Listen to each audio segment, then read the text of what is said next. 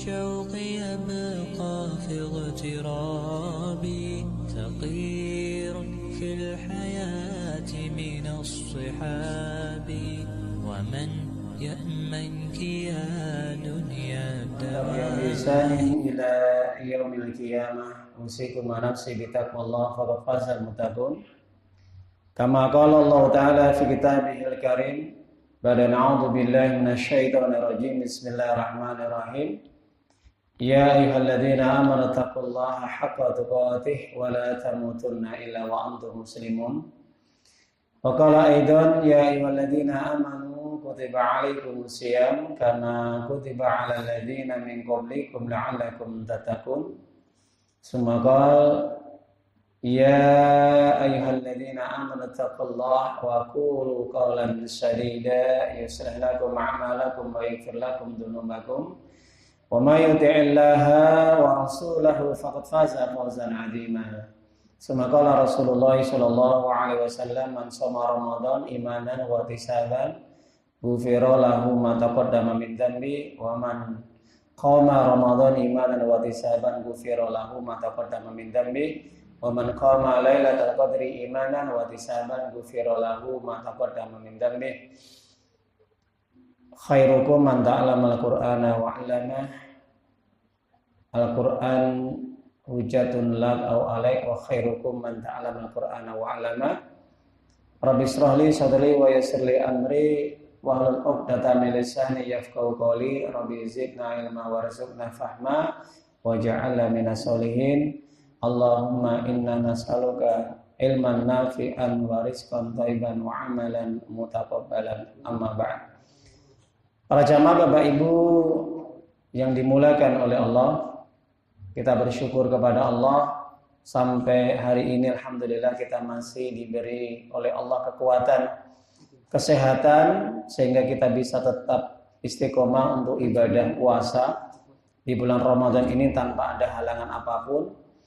Dan alhamdulillah kita bersyukur kepada Allah SWT di mana di bulan Ramadan ini kita masih tetap iltizam, komitmen, istiqomah untuk senantiasa mentaati Allah. Dengan bukti kita masih tetap bertahan melaksanakan ibadah saum, ibadah wajib sholat 5 waktu dan juga dibarengi dengan ibadah-ibadah sunnah yang lainnya seperti kita senantiasa menjaga sholat tarawih berjamaah, kemudian kita bersedekah, menyiapkan makanan untuk takjil dan juga qiraatul Quran, tadarus ya, baik di habis salat tarawih maupun setiap selesai salat 5 waktu dan juga amalan-amalan ibadah sunnah yang lainnya yang tidak terhitung nilainya. Semua ini tentunya kita tujukan hanya untuk Allah Subhanahu wa taala, mencari ridha Allah, ikhlas. Karena setiap amal apapun ibadah kalau kita kerjakan tanpa ada keikhlasan maka sia-sia. Dan kita bersyukur kepada Allah dengan syukur sebanyak-banyaknya. Kita tidak terasa sudah memasuki yaitu bulan Ramadan pertengahan, 10 hari pertengahan, 10 hari sudah lewat. Nggih Pak Bu nggih. Masya Allah, waktu begitu cepat berjalan. Padahal kita kemarin bertemu mengawali di bulan Ramadan, sekarang sudah memasuki 10 hari yang kedua. 10 hari pertama sudah kita lewatin. Maka alangkah celaka dan ruginya bagi orang-orang yang mereka tidak bersemangat, tidak antusias, tidak bersungguh-sungguh ibadah di bulan Ramadan ini. Mereka hanya melaksanakan ibadah yang wajib tanpa ditambah dengan ibadah sunnah. Mereka hanya menggugurkan kewajiban di bulan Ramadan hanya ibadah puasa, tapi ibadah-ibadah yang lain mereka tidak laksanakan atau mereka abaikan. Maka ini termasuk orang-orang yang rugi. Kenapa? Karena tidak bisa memanfaatkan bulan Ramadan ini sebagai momen untuk berlomba-lomba dalam kebaikan. Padahal Allah sudah merintahkan fastabiqul khairat. Hendaknya kalian berlomba-lomba dalam kebaikan. Para jamaah Bapak Ibu yang dimuliakan oleh Allah SWT, maka di sini ada amalan yang betul-betul bisa menjadikan orang itu menjadi orang yang paling baik, yang paling istimewa di sisi Allah Subhanahu wa taala, khususnya di bulan Ramadan. Siapa dia? Dia adalah orang yang paling banyak mengingat Allah, paling banyak berzikir kepada Allah di bulan Ramadan di saat ketika dia sedang berpuasa. Dijelaskan di dalam satu hadis, yang hadis ini diriwayatkan dari Mu'ad bin Anas al-Juhani, dari bapaknya berkata bahwasanya Rasulullah SAW ini pernah bersabda, di saat ketika anna rajulan sa'alahu faqala ya Rasulullah sallallahu alaihi wasallam fa ayyul mujahidina a'damu ajran qala aksaruhum lillahi ta'ala dzikran summa qala fa ayyus shaimin a'damu ajran qala aksaruhum lillahi ta'ala dzikran summa dzakara lahu salat wa zakat wal hajj was sadaqah. Hadis ini diriwayatkan oleh Imam Ahmad dan juga Imam At-Tabrani dengan sanad yang qawi, bisa diamalkan. Yang artinya Nabi pernah didatangi oleh seseorang, kemudian orang tadi bertanya kepada Nabi, "Ya Rasulullah, kira-kira orang yang berjihad di jalan Allah, kira-kira yang paling besar pahalanya yang bagaimana?" Nabi menjawab, yang paling besar bagi orang yang berjihad, berperang di jalan Allah adalah mereka yang paling banyak berzikir kepada Allah. Tanya lagi orang ini, dan kira-kira orang yang puasa yang bagaimana yang paling banyak pahalanya di sisi Allah Subhanahu wa taala? Kemudian Nabi menjawab, sama. Orang puasa yang paling banyak pahalanya adalah orang yang paling banyak berzikir mengingat Allah. Kemudian Nabi menyebutkan dari pertanyaan orang tadi, baik itu sholat, zakat, haji, sedekah, mereka yang paling banyak pahalanya di sisi Allah dan paling utama adalah mereka yang paling banyak berzikir kepada Allah Subhanahu wa taala. Sebagaimana yang diperintahkan oleh Allah di dalam Al-Qur'an surat Al-Ahzab surat 33 ayat 41 42, ya ayyuhalladzina amanu dzkurullaha dzikran katsira wasabbihu bukratan wa asyila. Wasabbihu bukratan wa asyila.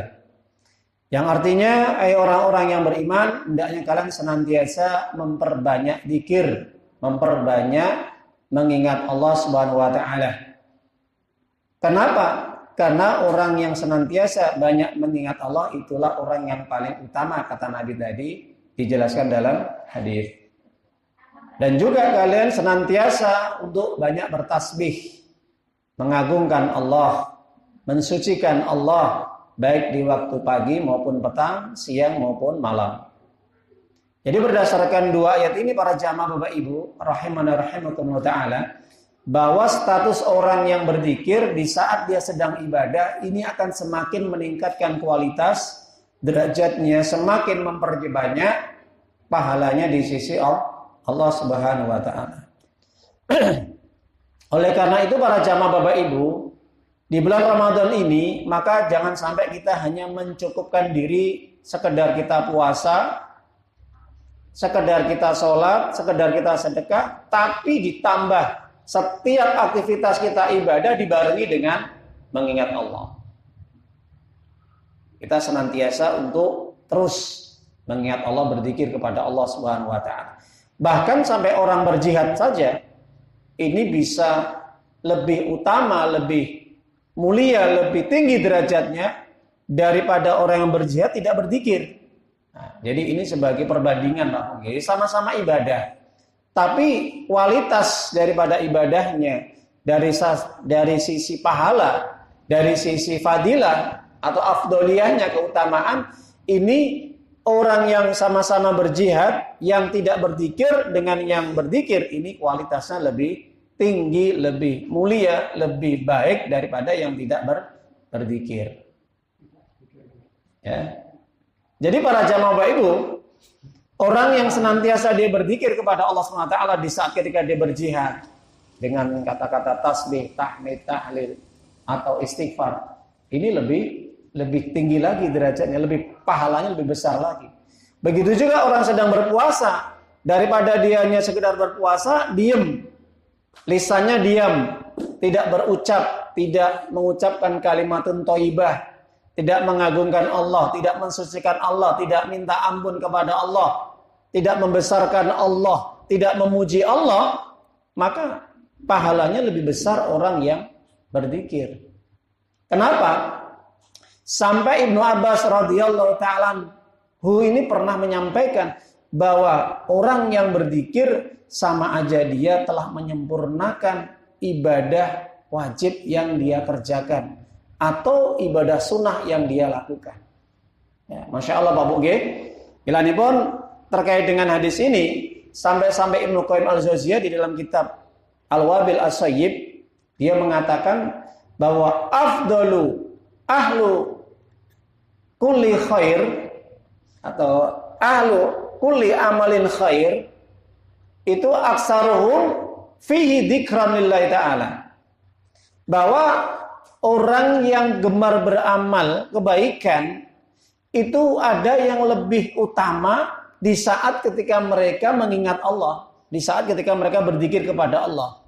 Dalam beraktivitas ibadah yang mereka kerjakan, ketika dia sedang bersedekah, ketika dia sedang berpuasa, ketika dia sedang berjihad, ketika dia sedang berdakwah, ketika dia sedang menuntut ilmu atau belajar ilmu agama, maka di saat mereka melakukan amal ibadah tersebut dibarengi dengan senantiasa melafadzkan dzikir kepada Allah, ini lebih utama, lebih mulia, lebih banyak pahalanya di sisi Allah Subhanahu wa taala. Jadi para jamaah, maka dari hadis ini dan penjelasan Ibnu Qayyim Az-Jauziyah tadi, maka jangan sampai lisan kita ini kering. Lisan kita ini tidak berucap dzikir, ya. Bahkan dzikir ini sampai Nabi ini menyampaikan termasuk 3 simpanan yang paling berharga daripada emas dan perak. Oke. Jadi orang berzikir ini lebih utama, lebih baik daripada simpanan emas dan perak. Pernah kan ketika turun surat At-Taubah ayat yang ke-34 ya, surat yang ke-9. Walladzina yaknizuna adh-dhahaba wal fiddah wa lam yunfiquna fi sabilillah fabashshirhum bi'adzabin alim. Yaitu orang-orang yang dia hanya menyimpan menumpuk harta berupa emas dan perak.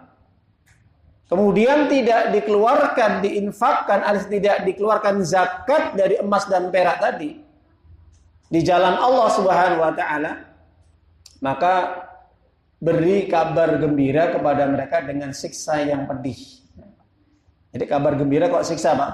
Nah, ini sebagai apa? Bentuk penghinaan, bentuk ejekan dari Allah kepada orang yang suka menimbun-nimbun harta, suka menyimpan-nyimpan emas dan perak atau uang di saat ketika sudah memasuki masa haul dan nisab yang wajib dikeluarkan zakatnya, dia tidak keluarkan, maka beri kabar gembira bagi mereka dengan siksa yang berat.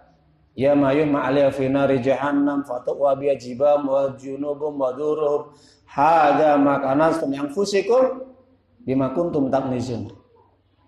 Ya, ayat yang 35 terusannya ya. Yang dimana nanti pada hari kiamat orang-orang yang suka menumpuk-numpuk harta emas dan peraknya tidak dikeluarkan di jalan Allah, pada sudah masuk waktunya, sudah masuk nisabnya, ukurannya, haulnya, masanya, maka hal itu akan menjadi penyesalan pada hari kiamat. Emas-emas yang dia simpan, perak-perak mereka yang dikumpul-kumpulkan, harta-harta yang mereka simpan di bank atau dimanapun tempat tidak dikeluarkan zakatnya atau tidak diinfakkan, tidak disedekahkan, terutama ketika masuk di bulan Ramadan ini yang seharusnya mereka bisa berbagi dengan orang-orang yang tidak mampu, fakir, miskin, anak yatim. Mereka kikir, mereka menahan hartanya, mereka cinta terhadap hartanya, maka nanti pada hari kiamat mereka dimasukkan ke dalam neraka dan kemudian harta yang mereka simpan akan dirubah menjadi lempengan-lempengan besi, kemudian diletakkan di kening, di dada dan punggung mereka, kemudian disetrikakan mereka sampai hancur lebur. Dipanaskan, Pak Bu. Jadi lempengan-lempengan besi itu akan dipanaskan. Bayangkan seperti apa rasanya. Kemudian disetrikakan, fatuqwa biha jibaum wa junubum wa duhuruhum. Ya, kening mereka, punggung mereka, dada mereka. Kemudian Allah katakan, ya, rasakan faduku bima kuntum taknizun. Ya. Inilah hasil harta yang kalian kumpulkan, kalian simpan di dunia tapi tidak kalian keluarkan di jalan Allah Subhanahu wa taala. Maka akan berubah menjadi besi yang dipanaskan yang akan membakar tubuh mereka. Jadi para jamaah Bapak Ibu, inilah orang-orang yang akan celaka nanti. Nah, ketika ayat ini turun, maka para sahabat merasa berat. Ya Rasulullah SAW, kira-kira ada enggak simpanan yang paling baik, yang lebih utama daripada harta dan emas? Ini yang bertanya kira-kira siapa Pak Bu? Ahli miskin, ahli fuqara, ya, yang tidak punya harta, yang akan diinfakkan di jalan Allah Subhanahu wa taala. Kira-kira ada enggak simpanannya lebih utama daripada emas dan perak atau uang? Kalau Nabi menjelaskan, ada. Ada simpanan yang lebih utama daripada emas, perak, dan harta yang kalian kumpulkan. Seandainya kalian tidak punya harta ini, maka 3 ini simpanan kalian jaga. Apa? Ya Rasulullah SAW, maka Nabi menyebutkan, yang pertama adalah lisan dakiran. Lisan yang senantiasa basah dengan berzikir kepada Allah Subhanahu wa taala. 1. 2, beliau menyampaikan qalban syakiran, hati yang senantiasa mudah bersyukur kepada Allah Subhanahu wa taala. Jadi setiap mendapatkan nikmat, dia gunakan nikmat itu untuk kebaikan, untuk ketaatan di jalan Allah. Ini tandanya orang yang bersyukur kepada Allah Subhanahu wa taala. Yang ketiga kata Nabi, zauzatan tu'inu ala zaujihi fi dinihi atau fi ta'atihi. Memiliki istri yang solihah, yang dimana istri tersebut senantiasa mendukung suaminya, membantu, menolong suaminya, bekerja sama dalam mentaati Allah, dalam menegakkan agama Allah. Ini simpanan yang terbaik di muka bumi ini Bapak Ibu. Okay? Jadi kalau 3 ini ada di dalam diri seseorang, maka itu lebih baik, lebih utama daripada simpanan harta, emas, perak, ataupun uang. Lisan yang mudah berzikir, basah dengan zikir kepada Allah, siang dan malam dia berzikir. Hati yang senantiasa bersyukur kepada Allah atas setiap nikmat yang dia miliki, digunakan untuk kebaikan. Dan istri, pasangan yang senantiasa membantu dirinya dalam mentaati Allah. Bukan istri yang memberatkan tugas suaminya dalam menegakkan agama Allah. Ingat Pak, okay? Jadi kalau punya istri ini yang menjadi penghalang dalam beribadah kepada Allah, ya sudah. Ini bukan simpanan terbaik, simpanan yang jadi bahan api neraka nanti. Ada nggak istri yang menjadikan nanti bahan api neraka dalam sejarah? Siapa? Diabadikan di dalam Al-Quran siapa? Istri yang menjadi beban bagi suaminya, yang nanti akan menjadi bahan api neraka suaminya. Siapa? Ummu Jamil. Siapa? Ummu Jamil, istri daripada Abu Lahab. Wa imra'atuhu hammalatal hatab fi jidiha hablum mim masad. Surat Al-Masad, ya. Surat yang keempat. 100 maksudnya 100 berapa? 10. Nah itu. Jadi di dalam surat Al-Masad atau surat Al-Lab ini diabadikan bahwa ada satu istri yang akan memberatkan suaminya nanti di dalam neraka, yang semakin menambah siksaannya terus menerus di dalam neraka Jahanam, yaitu adalah Ummu Jamil, istri Abu Lahab. Kenapa? Karena dia memiliki harta, dia memiliki pikiran yang cerdas, dia punya kekayaan, dia punya popularitas, tapi semua dunia yang dimiliki dikontribusikan, ditasarufkan, dialokasikan untuk memusuhi dakwah Nabi Muhammad SAW. Jadi kalau ada istri hari ini yang dia menghalang-halangi suaminya ibadah kepada Allah, memberatkan pundak suaminya, menjadikan suaminya lalai, malas ibadah kepada Allah, ya, lalai dari sholat 5 waktu, lalai dari belajar ilmu agama, lalai dari berzikir kepada Allah, maka ini istri yang akan menjadikan beban berat nanti di akhirat, bahkan akan menjadi penyesalan di neraka, Pak Bu. Jangan sampai, nggih. Makanya jadilah ibu-ibu, para ummahat, yaitu zaujatan solehatan atau zaujatan mukminatan tu'inu ala dini zaujihi. Istri yang senantiasa menolong suaminya, membantu, mengkontribusi, mendorong suaminya untuk senantiasa mentaati agama Allah. Itu. Maka para jamaah Bapak Ibu, orang yang paling utama di bulan Ramadan ini, mereka yang berpuasa adalah yang paling banyak berzikir kepada Allah. Maka para ulama menjelaskan bahwa kata-kata zikir ini paling tidak ada 3 maknanya. Jadi kata-kata zikirnya ada 3. Yang pertama, adzikr, makna zikir mengingat Allah adalah sholat. Jadi zikir itu maknanya adalah sholat. Jadi di bulan Ramadan ini para jamaah Bapak Ibu, orang yang paling utama puasanya, mereka yang paling banyak sholatnya. Di samping dia sholat wajib 5 waktu, bagi lelaki berjamaah di masjid, maka ditambah dengan sholat sunnahnya. Sholat rawatibnya terjaga sehari semalam, ya, minimal 10-12 rakaat, ditambah sholat sunnah mutlaknya, sholat duhanya, sholat tahajudnya, sholat qiyamul lail, ya, dan sholat yang lainnya, tahiyatul masjid atau yang lain. Nah, jadi para jamaah Bapak Ibu, orang yang senantiasa menjaga sholat sunnahnya ini orang yang terbaik, Pak. Kenapa? Karena Allah sendiri menyatakan di dalam surat Al-Ankabut, surat yang 29 ayat 45. Apa kata Allah? Wa aqimis sholat. Kerjakan sholat. Inna sholata tanha 'anil fahsya'i wal munkar. Sesungguhnya sholat itu bisa mencegah perbuatan keji dan munkar. Jadi kalau ada orang yang sholatnya itu bisa mencegah perbuatan keji dan munkar, ini sholatnya benar, Pak. Jadi semakin tambah orang sholatnya semakin baik, maka akan semakin baik pula perilakunya. Jadi kalau kita lihat ada orang sholat kok perilakunya kurang baik, ini bermasalah sholatnya. Sholat tapi masih berbuat maksiat, berbuat dosa. Enten Pak Bu? Ya masih banyak ya. Gitu. Kenapa?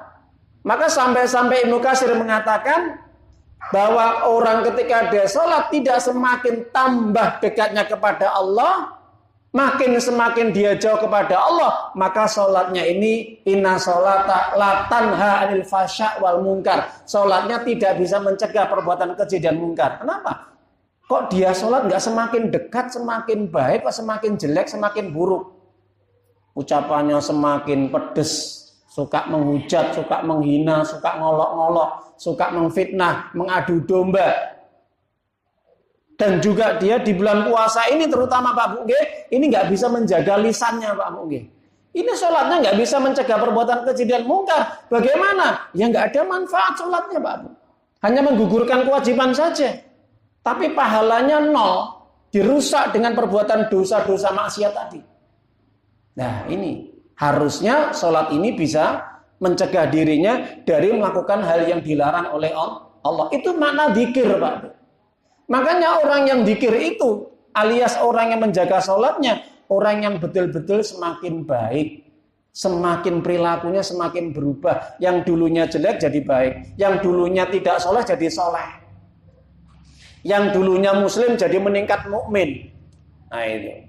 Yang dulunya kufur jadi menjadi orang yang ahli tauhid. Nah, terus seperti itu. Itu orang yang sholatnya benar. Ini yang pertama. Bahkan ditegaskan di dalam surat Toha, surat 20 ayat 14. Apa kata Allah? Innani anallahu la ilaha illa ana fa'budni wa aqimis shalah li dzikri. Sesungguhnya aku adalah Allah, kata Allah ini ya, kata Allah dia. Sebagai bentuk apa ya? Takdim, pengagungan terhadap dirinya sendiri. Ya, ini ayat merupakan takdim li nafsihi, pengagungan terhadap dirinya sendiri. Terhadap siapa? Dirinya Allah sendiri. Innani, sesungguhnya aku adalah Allah. Ya. Tidak ada Tuhan kecuali aku, kata Allah. Maka ibadahlah kepadaku dan jalankan sholat, tegakkan sholat untuk mengingatku. Mengingatku, Pak Bu. Jadi kata-kata wa aqimis sholat lidzikri, kerjakan sholat untuk mengingat Allah. Tujuan sholat apa, Pak Bu?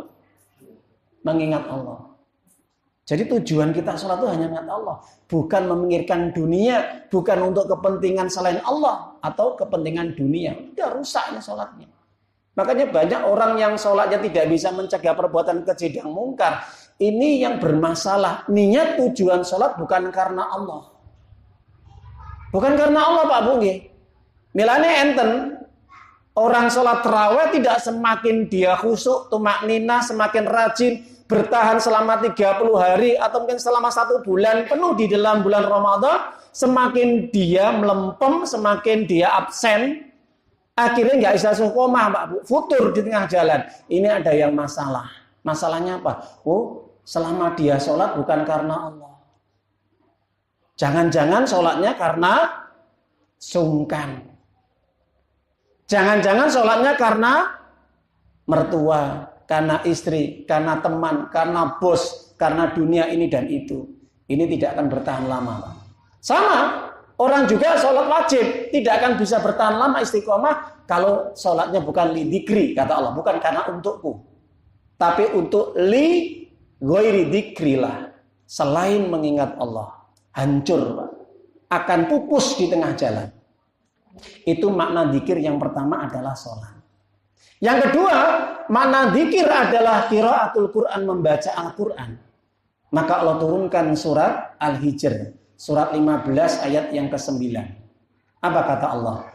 Inna nahnu nazzalna dzikra wa inna lahu lahafidun. Sesungguhnya aku telah turunkan Al-Quran. Kata-kata dzikir ini apa? Al-Quran. Tujuannya Al-Quran diturunkan untuk apa, Bu? Apa? Diturunkan di bumi, tujuannya untuk memberikan petunjuk. Dengan syarat apa? Orang dapat petunjuk hidayah dengan cara apa, Pak Bu? 1, bil qiraah, dengan dibaca. 2, dengan apa? Bitaklim, bitadarus, dengan mempelajarinya. Dipelajari, Pak, isi kandungannya, tafsirnya, artinya.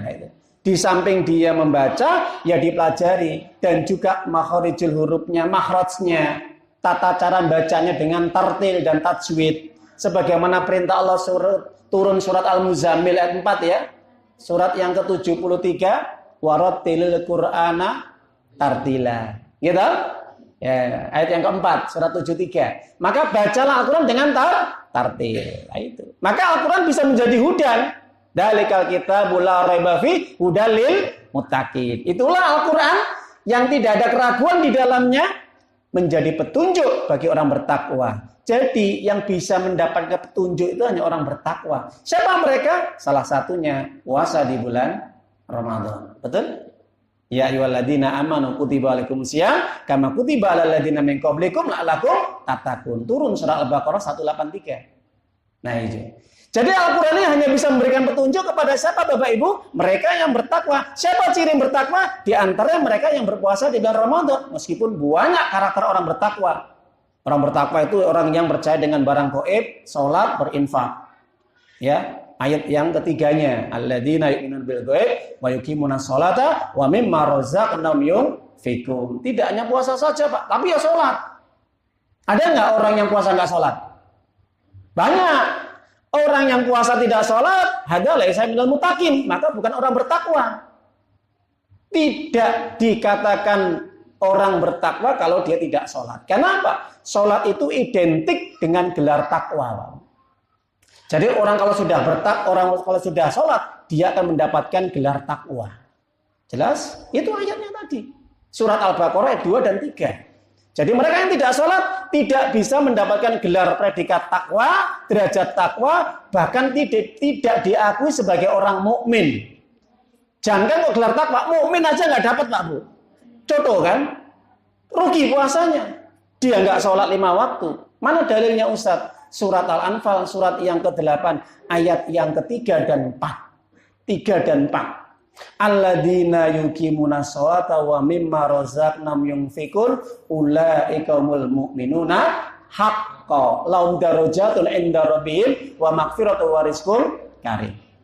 Orang-orang yang senantiasa menjaga sholatnya dan menafkahkan rezekinya di jalan Allah, itulah orang yang sebenar-benar mukmin. Bayangkan Pak Bu, ini pengakuan dari Allah.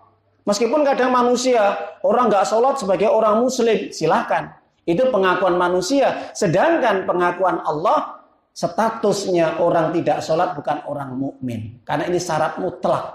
Mutlak Pak Bu. Ya, silakan orang mengatakan tidak sholat tetap orang muslim. Salamnya masih dijawab, masih boleh didoakan dan sebagainya. Silahkan. Tapi pendapat yang paling kuat sesuai dengan hujah Al-Quran, ijma' para sahabat dan para tabi'in adalah orang tidak sholat, tidak diakui keislamannya dan keimanannya, maka sholatnya tidak bermanfaat, sia-sia. Kenapa? Dia tidak mendapatkan hidayah. Kenapa? Karena dia tidak pernah membaca Quran dan tidak pernah memahami isi kandungan Al-Quran, apalagi mempelajarinya. Jelas ya?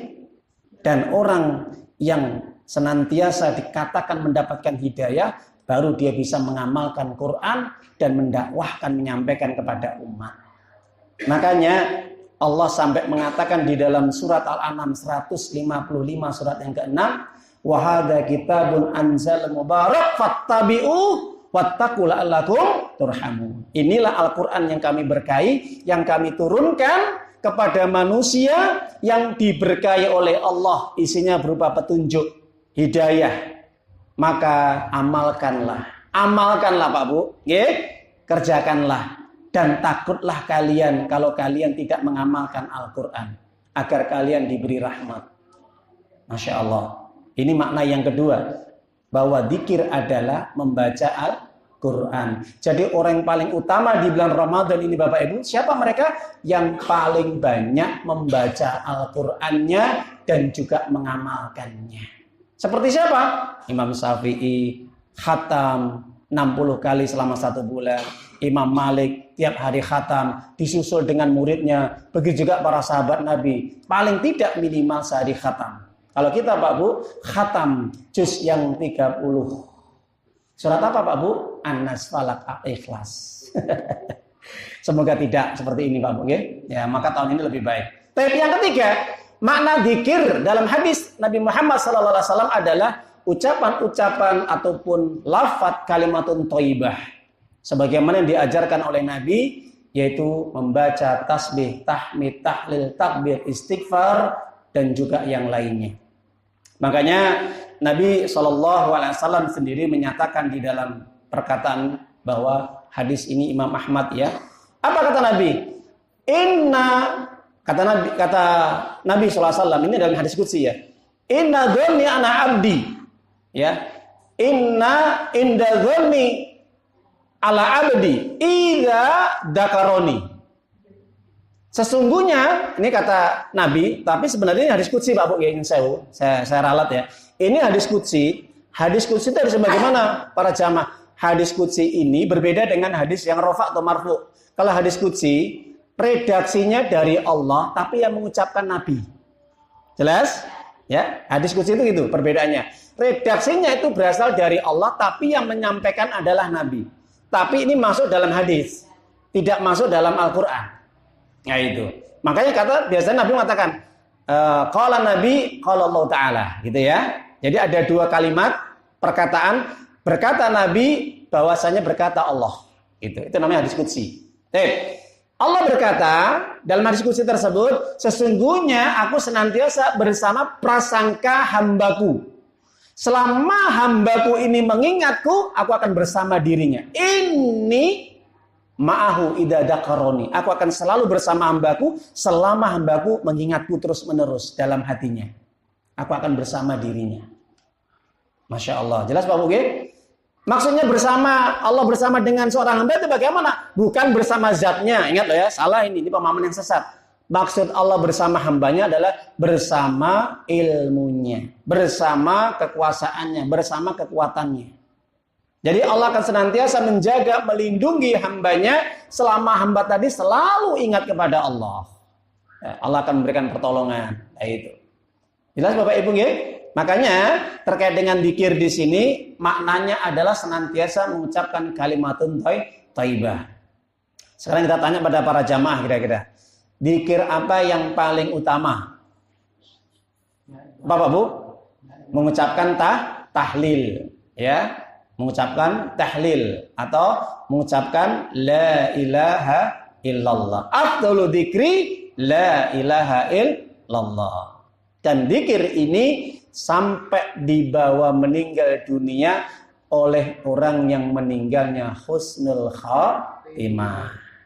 Makanya Nabi menjelaskan dalam hadis sahih Imam Muslim, man mata wa huwa ya'lamu annahu la ilaha illallah dakhalal jannah. Siapapun orang yang meninggal dunia kemudian sebelum dia di akhir kehidupannya mengetahui dalam riwayat yang lain dia sempat mengucapkan la ilaha illallah, dijamin surga.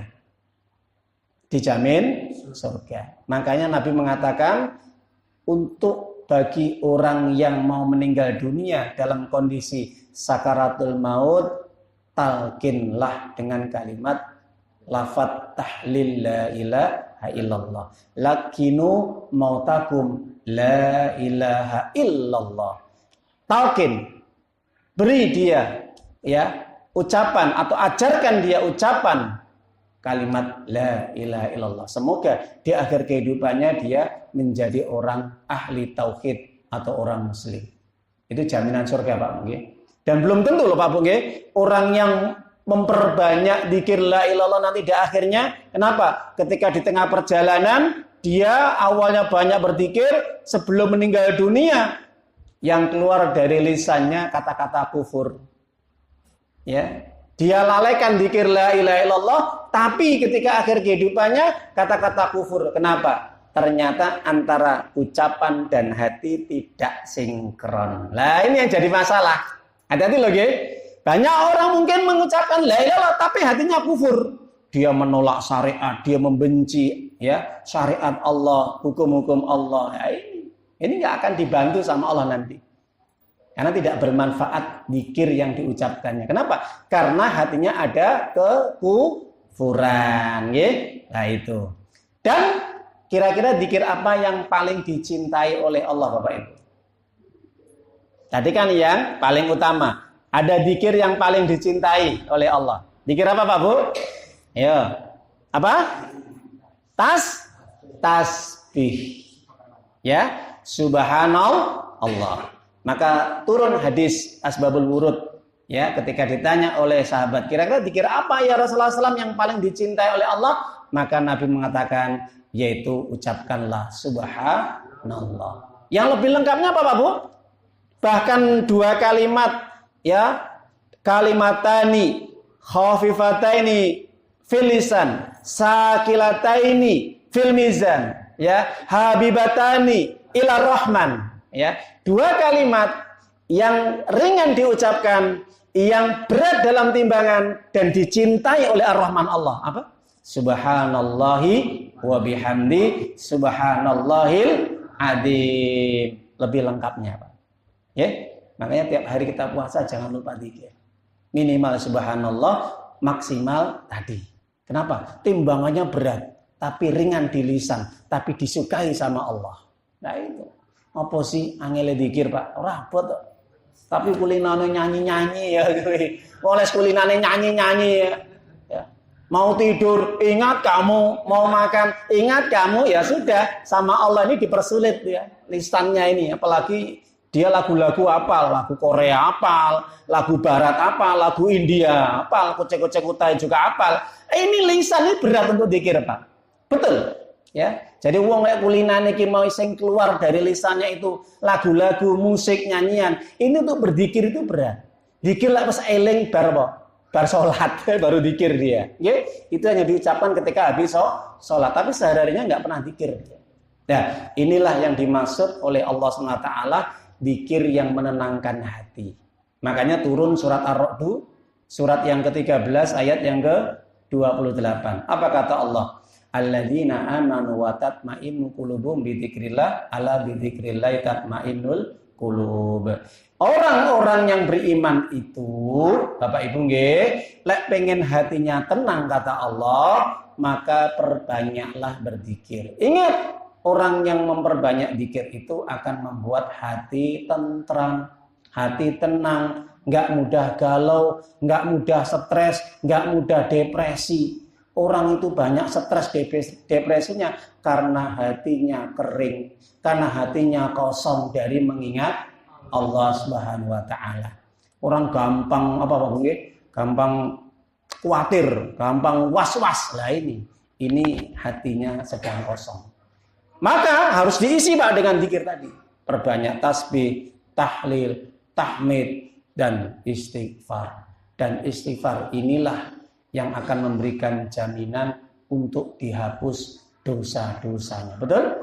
Nah, makanya para jamaah Ibu di bulan puasa ini, ya di Ramadan ini yang penuh dengan rahmat, barokah, ampunan dan pahala yang besar, jangan sampai kita lalai, jangan lisan kita ini kering dari mengingat Allah atau berzikir, sehingga hati kita juga akan bisa menjadi kering atau mungkin kosong. Kenapa? Orang puasa ini bisa hatinya menjadi kosong. Kenapa? Karena tidak mengingat Allah, tidak dibarengi dengan memperbanyak zikir. Sehingga nyun sewu, orang puasa mudah marah-marah. Betul?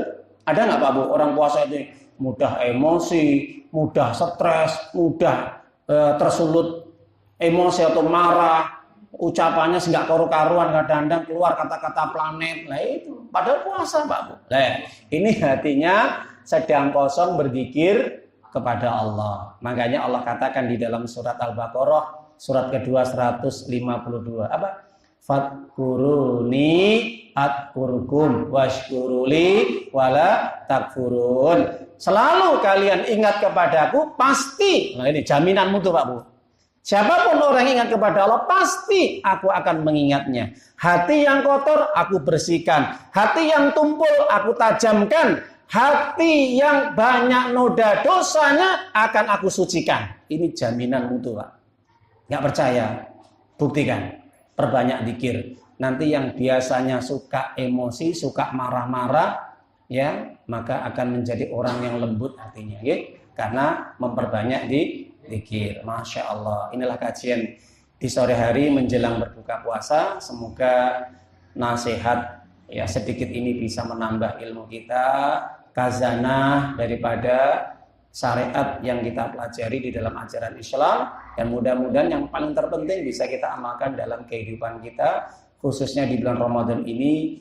Apa pesan Allah, apa pesan Nabi, yaitu perbanyaklah mengingat Allah, zikir. Baik zikir maksudnya adalah sholat itu sendiri, atau zikir maksudnya adalah membaca Quran, atau zikir maksudnya adalah mengucapkan lafaz-lafaz kalimatun thayyibah yang disenangi oleh Allah ataupun yang disukai oleh Allah. Semoga bermanfaat kajian di sore hari ini. Semoga ini betul-betul menjadikan keberkahan dalam ibadah kita sekaligus menambah pahala yang besar. Amin ya rabbal alamin. Wallahu a'lam bishawab. Kita akhiri majelis ini dengan bacaan hamdalah. Alhamdulillahirabbil alamin. Subhanaka Allahumma wa bihamdika asyhadu an la ilaha illa anta astaghfiruka wa atubu ilaik. Bila taufiq wal hidayah, akhiru da'wana assalamualaikum warahmatullahi wabarakatuh. Ayyuhalladzina amanu ittaqullaha haqqa tuqatih wa la tamutunna